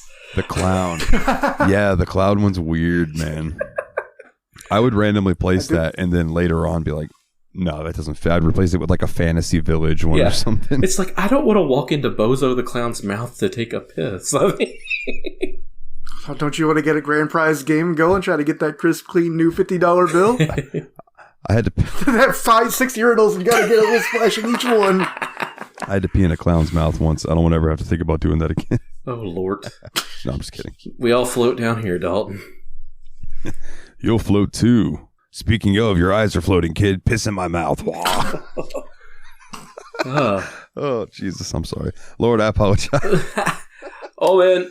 Penny wheeze. Sounds like a good time to me to see what the fans asked this week, you know? Hey, that works for me, my brother. Okay, so fan questions. First up, we got one from Jeff, and then we have a tie-in question. And I think this one's going to be more for like easier for me to answer, so we'll run through this, and then we'll go through the other ones. So Jeff wants to know, this game or Roller Coaster Tycoon? So I have an interesting opinion on that, and that is that Planet Coaster plays better, looks better, and all of that, right? But I have a very nostalgic love for that 2D sprite aesthetic of Roller Coaster Tycoon 1 and 2. So as good as Planet Coaster is, I would probably go to Planet Coaster over Roller Coaster Tycoon 3. But when I'm looking for that nostalgia, I still want that 2D Roller Coaster Tycoon that I grew up with. So take that answer for what you will. I think that makes a lot of sense because it kind of like has more of that old Sim City type of feel to it. 100%. I was literally going to say it's like trying to compare like SimCity 2000 to Cities Skylines or something. You've got a lot new modern technology and a lot of cool 3D stuff you can do, but sometimes you do want the simple and nostalgic. Yeah. My answer to the question, though, is easy. I've never played a Roller Coaster Tycoon game, so Planet Coaster. I don't like video games. I'll take the next one. Real quick, like when I was a kid, before I had a computer in Roller Coaster Tycoon, the game that I had was on PlayStation, and it was by Bullfrog, and it was called Theme Park. Nice. Right? Oh yeah, Theme Park. I had Theme Park, and then later on when I grew up, I got a game called Theme Park World, which turns out was the sequel. It was really called Sim Theme Park, but it was Theme Park World is what it was called here, I guess, or I got the European version. I really don't know how that worked or whatever, but anyway, that was a cool game. It was more early 3D, so very rough polygons and stuff, but still a good game. But that first Theme Park is 2D, just deliciousness. It's wonderful. And it's on GOG, if anyone's interested. Nice. And it's stupid cheap. They also did Theme Hospital, which is what 2 Point Hospital is a spinoff of, much like Planet Coaster is a spiritual successor. Nice. Anyways, so the add-on to Jeff's question was from Arcader, and he said, to add on top of this, what does Planet Coaster do to modernize the amusement park management genre, and what kind of additions in Planet Coaster did you like, and what certain aspects of Roller Coaster Tycoon did you wish they kept? Oh, that's a good question. Okay, so Planet Coaster, they definitely, like, you can get way more in depth with customization than you can in Roller Coaster Tycoon 2 and 3, any of those games. Like Roller Coaster Tycoon, you could still build your own coasters and things like that, but you could not do it to the level of detail that is in Planet Coaster, not even by a long shot. So aspects of Roller Coaster Tycoon that I wish they had kept in Planet Coaster, man, I don't know, because I have your answer for you, Dalton. I have your answer please. for you. So you know how in Dragon Quest XI you could switch from 3D to 2D mode? Imagine if you could do that in this game. Hold on, let me set my phone on my lap. Fucking Boner City, bro. Like, that would be so sweet. Oh my god. That would be fucking awesome. Actually, I had a pretty similar suggestion, actually. The one thing that's really handy about 2D games compared to 3D games, especially this game, is this game sometimes did some really unintuitive things with the camera. Like, for one thing, the easiest way to rotate the camera was middle button dragging, which just does kind of feel a bit strange in general. Fun fact, I bought a new mouse because of that. Oh, wow. Like, that's the whole reason I ordered a new mouse, because my middle button sucked on my previous mouse. Like, it didn't want to work. It just wanted to scroll. Like, so I had trouble with any game, like even like Doom 2016, where I needed the middle button a little bit to do anything. So I was like, screw it, I'm buying a new mouse, and much success. I was like, world's difference, right? Yeah. Yeah, but between the middle button being the main rotate camera perspective thing, and also I feel like the camera would sometimes, like, it was hard to figure out what the center point the camera was rotating and zooming around from and to was. And it's like you would sometimes do like left click and try to pan up, and you'd be like, where the hell am I now? So it was a little easy to get lost in the camera, I feel like. Let me tell you where I had the most issue with that. Those rides where I was telling you where they would have the signs that told me where to put the pathways, getting the camera in an angle that I could correctly see the pathways where I needed to sometimes took me like triple the time it took me to lay the path down, was getting the camera right. I specifically remember the Finding Nemo ride, like trying, because, and it was really easy. They had on the same side, there was an entranceway and an exit way, and it was beautiful, except trying to get the camera into that motherfucker so I could lay the pathway inside of the building was so hard. So yeah, and just a fair warning, if we do any other Frontier games, the camera's like that in all of them. In the Jurassic World games, in Planet Zoo, the camera's just, it is the way it is.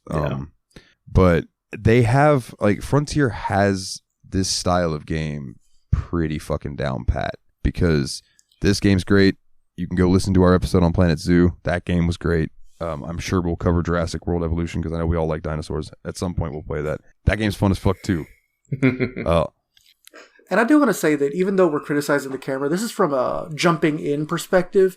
And like one thing that, like, in that Geekism video he mentioned was he gets a lot of people asking him why they have trouble, you know, what to do with the camera. And he's been using it for so long, it becomes second nature. So eventually it becomes so easy to deal with that you don't know what we're complaining about. And maybe one day we will reach that point with these cameras. So like, I'm just saying it's a bit of a learning curve for someone that's new to this specific camera controls. Not that it's objectively terrible. Right, now I completely agree with that statement. Like, I will say it's one of my biggest complaints about the game is the camera controls, but I also think that that's more of a me issue than a Frontier or this game issue.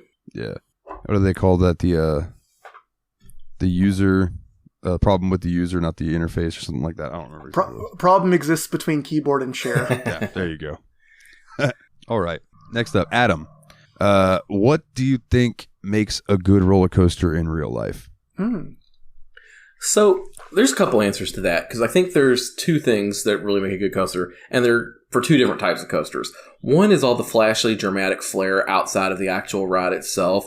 Things like what we were talking about in the Patreon, like that Harry Potter ride with the screens that go past when you're riding on the coaster itself. Like, if you took those away, I don't know that ride would be amazing. But since it had that, it was a really great experience. But then there's also just the coasters that stand by themselves, that don't have like that crazy budget scenery and stuff, that are just a hell of a ride. You go fast, you flip, you move around, it shakes you to your core a little bit. Like, there's two different types of roller coasters out there, and they're both valid in my opinion. Yeah, absolutely. I really enjoy dark rides for what they can do with scenery and things like that. But there's nothing like walking up to a theme park, and over the wall you see this looming big bastard, and you're just like, I can't wait to get to that motherfucker. Right, because we can take it to Disney World, right? You have Space Mountain, the dark ride, which is incredible. But then you have Big Thunder Mountain Railroad, which is just that standing roller coaster that you're like, oh yeah, that thing looks great. And then you get on it, and it is. They're both great experiences, but they're completely different from one another. Yeah. Yeah, Thunder Mountain Railroad is one of the rides at Disney that's actually about the roller coaster instead of about like the animatronics and the setup and the build up and all of that. Which isn't to be a big diss on any of them, because obviously it's a world famous park for a reason. And not to take away from that ride, because it has a lot of cool aesthetic as far as like the old Western mountain type ride thing, but it doesn't go quite as in depth as like say Space Mountain or Splash Mountain with the animatronics and all of that. Yeah, when I said animatronic, I was specifically talking about like Splash Mountain or Pirates of the Caribbean or something, where it's more about what you see along the way. I guess my answer then is it's a kind of a combination. What the first thing I was going to say was first impression was definitely it. Like the moment you look at the coaster, there ought to be something about it, I feel like, that stands out. Maybe it's just a hugely imposing structure. Maybe there's this one loop that looks so insanely tight that you're like, what is that even going to feel like? Like, The one I'm going to bring up as my favorite coaster when we get to that question had one of those for sure. Yeah. But like, I need to look up a picture of that to make sure I'm remembering. I personally, I like really big drops. So like when I'm looking at the coaster and I see that it goes way up and then back way down, I'm like, oh yeah. Because you know you're going to get the speed. Yeah. And you're just going to haul an ass and you're just like, man, this is fucking rad, you know? But the other thing I wanted to bring up was the trip up the first slope before you actually go down any. That moment of anticipation, what you see right before the ride drops out beneath you for the first time, just really sets the tone in such a cool way. And I think like all the great rides have that moment. As you shivering with anticipation. Hopefully Truncate Silence doesn't fuck that too up. I didn't think about Truncate Silence, damn. When you were at Universal Studios, did they have the rock and roller coaster thing? Like the Aerosmith ride? No, that's at Disney. Oh, that's you're right. MGM. That is the rock and roller coaster now that I think about it. But this other one's like called the Rock Dash It roller coaster. I don't remember that one. Nope. Okay. So the whole thing is you get in there and there's a screen in front of you and you could pick a song to listen to. And the song basically plays along with whatever you're doing. So I wrote it twice. First time I wrote it, I picked Kickstart My Heart. Nice. By Motley Crue, right? Yeah. So the song kicks in as you go over that first hill, and then you're blasting down that. When I get high on speed, and you're just fucking rocking down on this roller coaster, and it's awesome, right? So when I wrote it the second time, I'm looking through, and what did they have but Limp Bizkit's Rollin'? Oh, hell yeah. So I'm in this ride, and it's just going up. Throw your hands up. Throw your hands up. And as it creased over, man, it was, throw your hands up. And as it went down, I move in, now move That's out. awesome. And I was just like, I am the Undertaker. Dude, that already sounds head and shoulders above the rock and roller coaster, the Aerosmith ride at Disney. Because you're just listening to fucking Aerosmith. I will say that the Aerosmith ride's cool because it's a dark ride. So like when you're in there, like it's all lit up like nighttime and neon lights and all that shit. But yeah, in the end, you're listening, loving an elevator, living it up while we're going down. And it just doesn't have that like Motley Crue, Limp Bizkit, just make you want to you're fucking headbanging while you're riding a roller coaster. I mean, I can just imagine just to kickstart my heart while going on an elevator, on a roller coaster. That just sounds like a good time, dude. Now I want to hear an elevator version of Kickstart My Heart. I was thinking the other way around. I was thinking like those tower drop rides, and it would be awesome if they did the Aerosmith with the Loving an Elevator, but like right before they released it, just going down from the end of the song. They drop you. I want to do a heavy metal version of a like Tower of Terror type thing, but like it's a build up to a breakdown as you go up. And then the doors open and the breakdown drops and that bass thing hits and you just fucking drop. Nice. I was like, oh shit. It'd be sweet. Oh yeah. So Kana, to tag on to what makes a good roller coaster in real life. What is the favorite coaster you've ever been on? I probably just described mine. So what about you guys? Yeah. So for me, it's a heavily nostalgia induced because like I said earlier, growing up, going to this theme park, you know, you grow attached to things. And like I was also saying, there's two types of roller coasters. The ones where it's the ride that's about it, and then there's the scenery, like there's the extracurriculars. I'm about the ride. So for me, the one I loved growing up was T2, then became Batman, which then became T3. And it had a cool look because it was one of those ones where you had a feet dangling off the roller coaster and had a lot of barrel rolls, flips, and turns. It did a lot in a short amount of time on that coaster. And I just loved every minute of it. It was just cool, like almost rusty red color back when it was T2. They painted it black when they called it the Batman. I don't know what it looks like now that it's T3, but God, I love that roller coaster. I'm looking up a picture of it to see if they painted it red again. I hope so. Looks like it. Looks like it. It's kind of a bright cherry, kind of a cherry red. Well, I think it was the darker red when we wrote it because it'd been red for quite a while. I think is this picture current? Yeah, this picture's from 2015, so it's definitely after they were no longer Six Flags. And maybe it's faded back to that original T2 red at this point. Oh yeah. So I guess the ride I was going to say is actually, it used to be the next door neighbor of that ride. When it opened, it had like broken records for being like the tallest or whatever. It was a standing coaster that at the time was called Chang. And today it is at Six Flags Great Adventure, where it's now called the Green Lantern.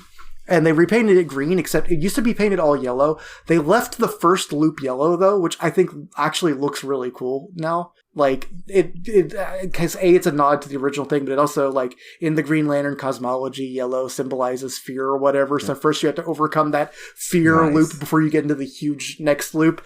And the next loop was what I wanted to talk about, because that thing just looks so sharp and so imposing. Like, the big loop at the very middle of the ride, I think it's the second thing you basically happens after you start going down. But it like, the moment I saw that, when Chang first opened, I'm looking at that thing like, that is... too much. Ain't no way people go through that. And that made me so curious about it. But I don't think I rode it for a couple of years after it first opened. So that had just been kind of looming in my heart. And when I finally got to tackle it, I'm like, yeah, that was crazy. But man, that is a first impression. Yeah, for sure, man. I'm with you on that. Chang was a great ride. T3 probably in general was like probably the most fun it was a smoother ride than Chang. Chang was kind of like the most like, it was almost too much, which I kind of loved. You know, that ride being renamed reminds me of the wedding vows that Kevin Smith makes people say when he marries people on stage. And he tells them, he goes, all right, repeat after me. In brightest day, oh, for fuck's sake. In blackest night, blackest night, no evil shall escape my sight. Let those who worship evil's might beware my power, Green Lantern's light. And then he'll be like, you may kiss the bride. And they...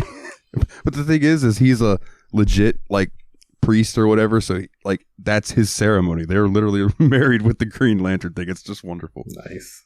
That is the most Kevin Smith thing I've heard in a while. It makes perfect sense. It is.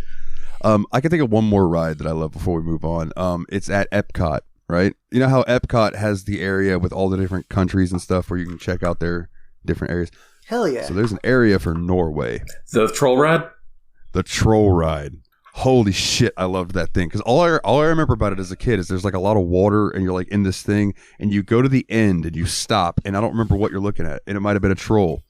But there's just something there and you're talking to it and all of a sudden it like tips its hat or whatever and that ride just takes off backwards. Yeah, get the backwards. Yeah. I have bad news for you. I think they rebranded it to be a more Frozen ride now.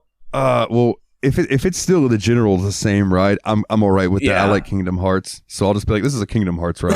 It's all good. But yeah, I really liked that ride. That was a cool ride. I remember the first time I rode that, I was like, this is one of my favorite rides. Like I have a picture of myself with the troll that they had in like the waiting room for the ride. There, that's the word, ride, not elevator. Yeah, ride. I know that's twice you almost said elevator. I think it's fun that all the coasters we said here also have like something in common, which is that they aren't just straight up roller coasters. Like the T3 is a suspended looping coaster. Chang or Green Lantern it's a standing harness coaster. And then the troll ride you mentioned, like it starts off in reverse and like all of those things are really super cool. It actually reminds me of, we used to have one called the Vampire at Kentucky Kingdom that did the whole roller coaster, then sucked you up the other end and did it backwards. That was a cool ride. Hey, we had one of those. I don't remember if it was at Wild Adventures in Valdosta. It was called the Boomerang, and you did the entire coaster and then you went up this really tall straight part and just stopped there for a minute and then it dropped you and you did the whole ride backwards. Yeah, that's how the Vampire rolled. It was cool. And then you had the rides like Mr. Toad's Wild Ride and like It's a Small World and all of those types of rides too, which are like I guess they would be the smaller rides. Like after you build the coasters in Planet Coaster, you put the smaller rides in. Those would be the ones. Yeah. The one thing in Planet Coaster, real quick, that I didn't get to do, that I wish I had the DLC for, was put down the mini attractions, which was like the shooting things at the little getting the BB gun and shooting and throwing the balls at the trying to get the. I'm like, that would be a cool little area to have. Yeah. Even though if I saw that in a theme park, I'd be like, the fuck is this, a carnival in the middle of the theme park? But I've got good news. If we want to go up to New England and visit a bunch of our old roller coasters, not only is Great Adventure the home of Chang, but Vampire is now Flashback at Six Flags New England. Nice. I wonder what a cinematic platformer roller coaster would be like. Flashback jokes. And then the final question that we had. It would be out of this world, dude. Oh my god. There you go. Dude, we're killing it with the dad jokes this week. It's this mustache power. I'm rubbing it off on you boys. Yeah. I wish I had a nice mustache like that. I do not. Both of you have these nice mustaches. I have this. Well, I don't want to tell you what I normally call it, but it's this is it. Well, the thing is, we had to grow these because we were going to eventually do a Planet Coaster episode, and what other way could we talk about mustache rides? My God. Also, something that we noticed, that everyone in this game's avatar, but mine, looked like a dad. Yeah. Absolutely. You can see all your friends' avatars. They're all like wearing shorts and flower shirts, long socks, and tennis shoes. Everyone looked like a tired vacation dad. It was amazing. Yeah, our final question is from Jeremy. If you could build your theme park, what would you name it, and what 3 rides would you include? And I'm going to add one more thing to this. Well, give it a theme. What would your theme for your theme park? I was absolutely thinking that. I've got it. Yeah. I've got mine down. All right. Nate, you sound like you're ready to go. My theme park is Hallowtown. Essentially, it's a Halloween-themed theme park. So 365 days a year, come celebrate Halloween with me. It has a kids section and an adult section. So the water ride there is going to be based off the creature from the Black Lagoon, and it's going to be like, if you know, like those Mile High Falls at Kentucky Kingdom, Willie, like one of those big log rides that takes you up and you get splashed down into a big thing of water. A little bit like Splash Mountain as well. So that's the creature from the Black Lagoon. And then we're going to have, I'm stealing the vampire back, and it's the vampire again. Yes! Welcome home, vampire. And then I want, like, you know those swing rides where, like, there's, like, a thing that spins at the top, like, and then there's swings attached to it, and it kind of goes out in a motion like that. I want to have something like that where it's kind of like a ghost-themed ride for the kids. Oh, that would be cool. And then, of course, I want a Haunted Mansion there. Something like the Haunted Mansion 100%. You could do that. You could do like intersperse it with ghosts and bats. Yeah. And there's 5 of them flying around. That would be really cool. So that's mine. I would go to that theme park and love it. Oh, yeah, dude. Anything Halloween themed. There's going to be a horror theme to mine, too, for sure. What about you, Willie? I didn't really think about this one before it, so I'm knocking a couple ideas around in my head, but I'm part of the way there. Okay, yeah, I'll go ahead and go then. So I would definitely do a horror themed theme park as well. But I would lean more towards like, so I don't know what this vampire ride you're talking about looks like, right? But I'll use that as an example. So take a ride based on vampires, but I would want it to be based around Anne Rice's vampires. Nice. The Lestat. Oh. Yeah, like Lestat or like the Queen of the Damned, you know, and have it themed and have it play music from the movies into your ears. Specifically, probably the goth metal from Queen of the Damned, like Deftones and stuff. I think that would be really cool. I don't know if I would do a horror section. I would like to do like maybe a horror section because I would also like a fantasy section, right? You're talking about kids rides. Do like a carousel but cooler and make it chocobos and moogles. Yes. Right? I think that would be really fun. And then hell, you could do a whole Final Fantasy park and all of your roller coasters be based around Aeons or summons or whatever. So like the Ifrit would be like a very like a fire-based ride. Shiva would be the cold ride. You know, Siren, you could make the water ride. That'd be so fun. I like it. It would be cool. I was actually almost really tempted to say RPG themed theme park at first. That was like my very first instinct, but I did come up with something else instead.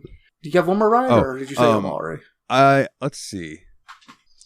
Okay.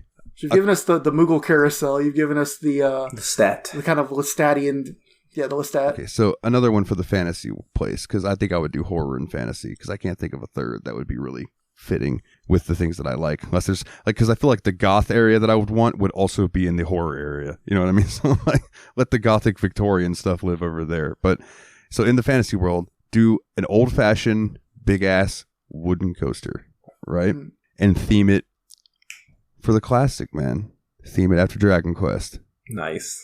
Put some slimes and stuff in there, maybe a big ass dragon for you to find and everything. I don't know what characters you'd throw in. Actually, I take that back. The guy who like is the guy who talks to you as you're walking and approaching the line has to be Yangus. Nice. Okay. Nice. It has to be. In fact, I want it to be Yangus and Sylvando. Yes. Like them chilling and they're Yes. explaining the ride, and then you get on and then you go and do your thing. I think that'd be really fun. Did you get like a boat themed ride where Sylvando and Dave introduce you to the ride? God, yes. And sit back, lovelies. This is going to be a bumpy ride. And then the doors open and boom, I it love starts. it. Like That's so good. that would be fantastic. And then you could come upon that fucking Kraken thing that you have to Yeah. fight. Like, whoa. And then it drops. And they're like, oh, Davy. Oh yeah. This is awesome. All right, Willie, let me hear yours. All right. So this one is kind of a mixed bag of ideas, but the ultimate idea I kind of have for the park would be an overriding synthwave theme. Nice. I think the idea I wanted to go with it would be to call it Outrun Palms. Ooh. So the very first idea I had for a ride, I mean, you gotta have cars, you gotta have some night related stuff in there. And what I was thinking would be tight would be an indoor dark ride roller coaster. Maybe not the most intense, but it would be a loud music blaring. And it'd be a very specific song because this ride is the Night Rider. Nice. Gotta have that kit music Love blaring, and you don't even have to theme it that much to the movie or the show. You just kind of have to, license the name and get the music, and after that, you're pretty much clothed. I would like to suggest that a park like that, all of the roller coasters be dark rides. That was one of my first thoughts too, but I felt like one of them had to be named after something and be a dark ride, Night Rider was definitely. Or this could be a theme park that's only open at night. Oh shit! Ooh, it's only open in Alaska 30 days out of the year. Okay, keep going. I have a suggestion for your park, but keep going. Actually, I'd like to hear your next suggestion because that was like probably the best ride. The other main idea I had was like I was trying to think of like kids rides and stuff too because you got to have a kids ride. And I thought it would be fun to have one that had like kind of like a. I guess it would be kind of like the octopus ride in the Planet Coaster, where it's like 4 different limbs that kind of go up and down and rotate in a big circle around the middle thing. And I would call it the 4 on the floor because that's like a beat that you hear a lot in like 80s type music. Yeah. So if it's gonna be all the synth sound and stuff, is it only going to be open on the weekend? Oh, Jesus. Yeah, and you I mean, I guess you can only go to the park when it's 5:30. Hey, it's another weekend joke. Yay! Bread makes me poop. So my suggestion for your park is a dark ride themed with a lot of like dark pinks and purples. Yeah, right? yeah. And maybe some like cool imagery and stuff like that, right? But there's a specific song playing because the name of the ride would be Psycho Mantis, right? Hey, And that song's playing, and that's a long song. So the roller here's- coaster would never be. here's 7 my minutes idea long, for. Here's my specific idea for Psycho Mantis that would set it apart a little bit from a lot of these dark rides. This is going to be expensive as hell, I guarantee. It's not. It's purple. It's blue. There's black light everywhere, and the track is painted so it glows under black light. Yeah. Imagine that. Imagine the upkeep on that track. I know that's the problem. But this is why this is a fantasy park. True. Yeah, not this is real. this is sandbox mode. This is a sandbox mode park. I love it. I think we're done here. I think this park is ready to. I think it's ready to ship. Down. All right. Well, then that pretty much wraps up this episode, gentlemen. So that means the poll is over. I get to make a new poll. Yay! Wait, like a long pole? Yeah, a long poll. Man, We don't haven't do made a short long polls pole in so anymore. long. We still have that last short poll game. It's still just chilling. Yeah, true. That poor cluster truck. Oh no, we have 2 short games: cluster truck and Titan Souls. We'll get to them eventually. Wait, when did Titan Souls I don't make remember. At some point. I think that was cluster truck had won the last one, and then the poll that was up, Titan Souls had won. Yeah, that one. you're right. So I think that I just put them in there, and I'm like, we'll get to these eventually. Yeah. So yeah, the next game that we're going to be diving into is Final Fantasy VII, the original. Which means the winner of our poll. Oh, go ahead. I was like, sorry, Steam. I'm playing this one on the Switch. Nothing wrong with that. This is the second game you've played on the Switch for the show. Third. Well, second, really, because I got Dragon Quest XI on Steam for the show, but I played Hollow Knight, this, and Dragon Quest XI originally on Switch. Oh, yeah. Yeah, that means that, to the delight of Jeff, that this poll The winner is American Truck Simulator. So that's probably gonna be another one like Ultimate Fishing Simulator, where like we go into it like, oh, this will be fun, and then we're all just like, oh hell, this is fucking awesome. I mean, I know I feel that way. I'm interested to see how you guys. I feel like this is a high ceiling game. I feel like this is a high potential ceiling game. I feel like it's a high ceiling, but the floor is pretty high too. Like, I don't feel like there's gonna be too much issue with liking this game. I think it's gonna hit on all cylinders for us. Yeah. Hey. Yeah. I do want to. It's pretty good in the beginning of giving you like a tutorial as far as it asks you what kind of control scheme you want to use. I recommend using the easiest control scheme. Just trust me on that. And then it'll give you a tutorial about how to like, it'll ask you to make a delivery, which is like a couple blocks down, and then it teaches you like how to back into place, or you can just do you'll see when we get there. It's a long way off. About a month from now. Well, 2 months from now, actually. Or more. Like Final Fantasy 7. Yeah, and then if one of us picks a long game, it could be even farther off, but we'll see. So I guess that just leaves some house cleaning. Something I always forget to bring up. I am horrible at promoting the show. I know Nate has done an incredible job doing this on TikTok. But as far as promotion goes, like we really like strive on word of mouth. So like if you could tell your friends, like if you know people who are into gaming and you think they would like the show, please share it with them.